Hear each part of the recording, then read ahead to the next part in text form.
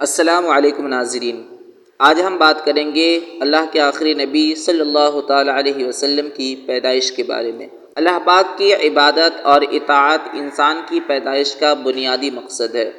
دنیا کے رونق اور نفس و شیطان کے دھوکے سے یہ مقصد نگاہوں سے اوجھل ہو جاتا ہے۔ اس مقصد کو یاد دلانے اور انسان کو سیدھی راہ پر چلانے کے لیے اللہ کریم نے مختلف زمانوں میں کئی انبیاء کرام بھیجے۔ انبیاء کرام انسان کو اس کے مقصد حقیقی کی پہچان کرواتے اور اس کی ہدایت و رہنمائی فرماتے۔ یہ انبیاء مختلف زمانوں میں مخصوص قوموں اور ملکوں کی طرف بھیجے گئے۔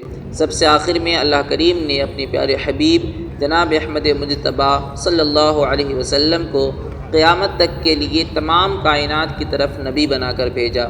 آپ کی آمد سے پہلے گزشتہ انبیاء کرام کی تعلیمات بھلا دی گئی تھی۔ دنیا جہالت کے اندھیروں میں بھٹک رہی تھی۔ کئی برائیوں نے دنیا کے سارے معاشروں کو اپنی لپیٹ میں لے رکھا تھا۔ بالخصوص عرب سرزمین تو بدترین بدحالی کی شکار تھی۔ ظلم و زیادتی، فحاشی، بے حیائی، لڑائی جھگڑا، جوا اور شراب کی کثرت، قتل و غارت گری، جاہلانہ رسومات، بت پرستی، غرور و تکبر اور جہالت کے بادل ہر طرف تاریکی پھیلا رہے تھے۔ ایسے ماحول میں اللہ کے آخری نبی صلی اللہ علیہ وسلم کی ولادت ہوئی۔ آپ کی ولادت کے ساتھ ہی کچھ ایسے واقعات رونما ہوئے جو اس بات کی خوشخبری تھی کہ وہ زمانہ آ چکا ہے کہ جس میں اسلام کی روشنیاں کفر کی تاریکیوں کو مٹا دیں گی۔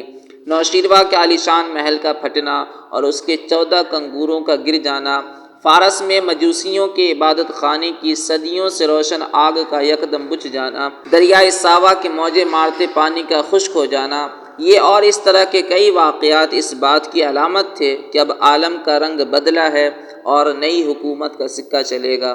آئی نئی حکومت، سکہ نیا چلے گا، عالم نے رنگ بدلا، صبح شب ولادت۔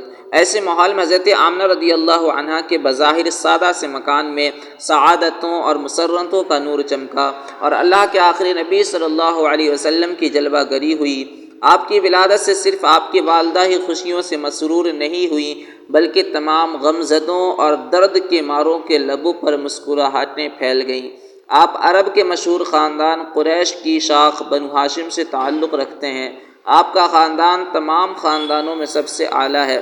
خود اللہ کے نبی صلی اللہ علیہ وسلم کا فرمان ہے، اللہ پاک نے حضرت اسماعیل علیہ السلام کی اولاد میں سے کنانہ کو عظمت والا بنایا اور کنانہ میں سے قریش کو چنا اور قریش میں سے بنو ہاشم کو منتخب فرمایا اور بنو ہاشم میں سے مجھ کو چن لیا۔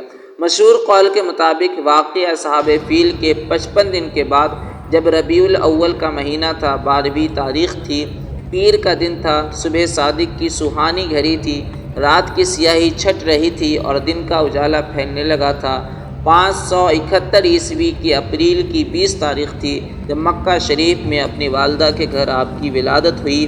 پر نور ہے زمانہ، صبح شب ولادت، پردہ اٹھا ہے کس کا، صبح شب ولادت۔